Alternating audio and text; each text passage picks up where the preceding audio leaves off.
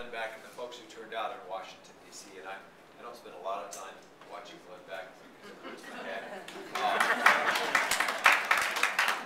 But we do need to work not only on that demographic but on others to continue to be able to win elections. And in addition, we need to, if we're going to win elections, we have to appeal to independents.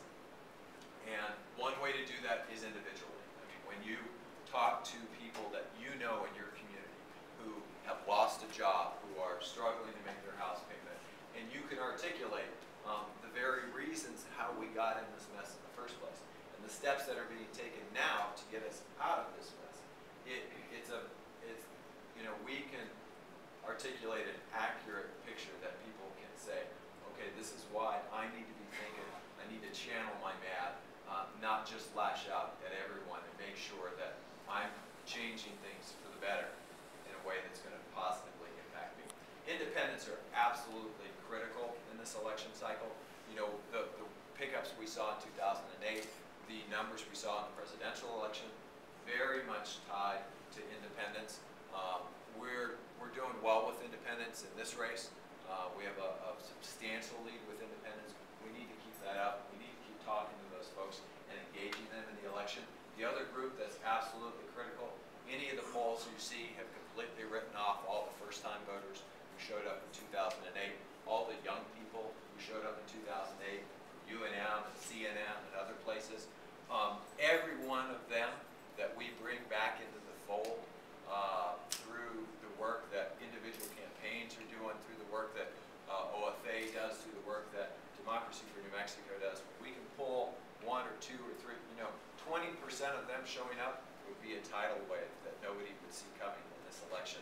And more importantly, I personally believe that the people who were inspired for the first time in 2008, young people who engaged that time for the very first time, they're going to be, that's where the new crop of leadership is going to come. 20 years from now, we're going to look back and we're going to see these new young men and women who are leading our country forward, and we're going to realize a lot of them came out of that election cycle. And so we have a responsibility to the country, I believe, to continue to engage them, create a consistent participation in the democratic process, because when I'm retired, I want to be looking to that generation to be doing the right things for our nation.